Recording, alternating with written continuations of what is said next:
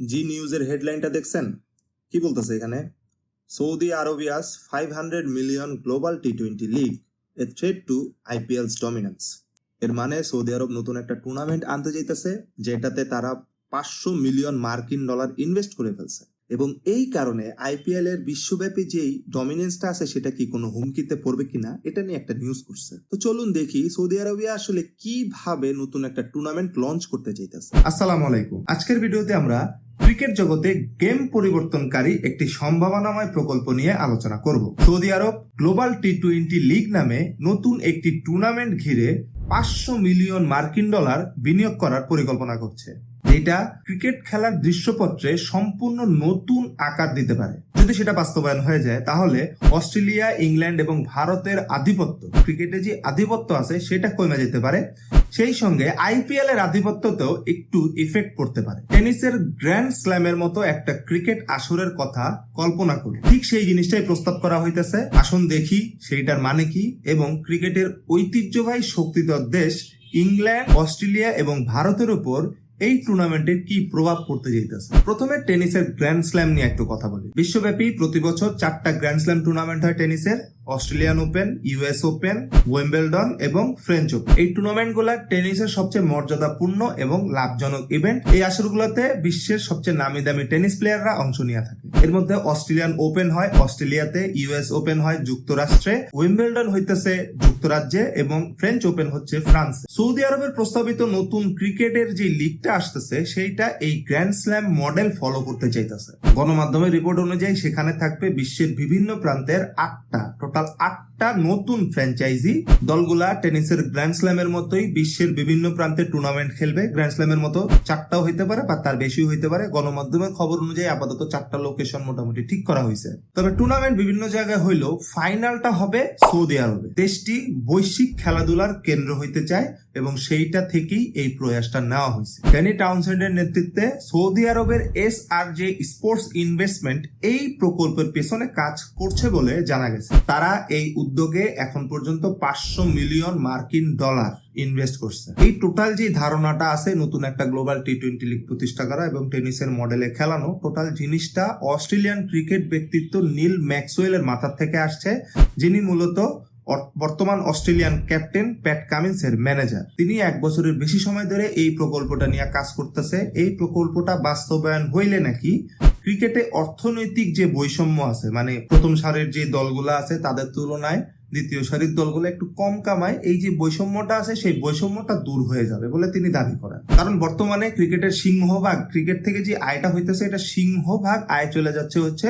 Australia, England এবং ভারতের পকেটে।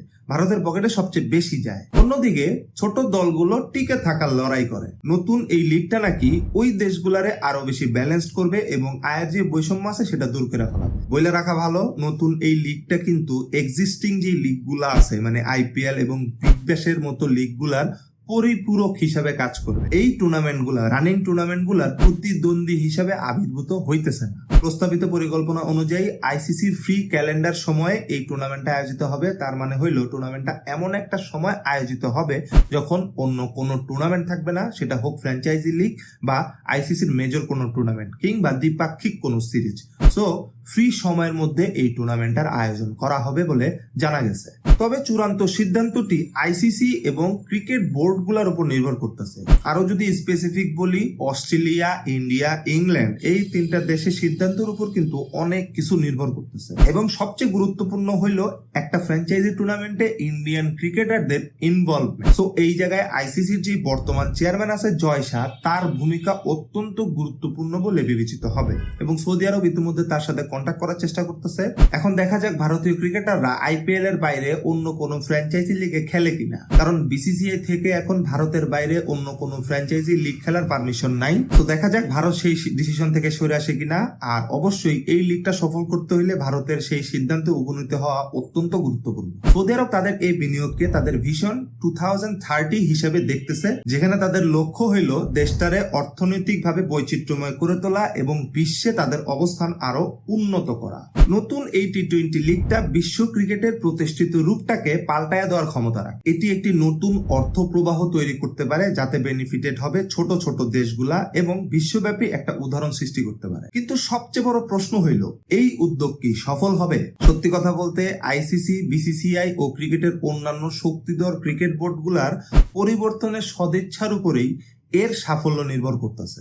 আমার পার্সোনাল ওপিনিয়ন হইল, সৌদি আরবের এই উদ্যোগ সফলতার মুখ দেখতে অনেক কষ্ট করবে, বিশেষ করে সারা বছর ক্রিকেটাররা খেলার মধ্যেই থাকে, তাতে রেস্ট নেওয়ার কোনো সময় নেই। আর এই টুর্নামেন্টটা যেহেতু বলা হচ্ছে একটা ফ্রি ক্যালেন্ডার সময় খেলা হবে, সেই ক্ষেত্রে ক্রিকেটারদের ব্যস্ততা কিন্তু আরো বহু গুণে বেড়ে যাবে।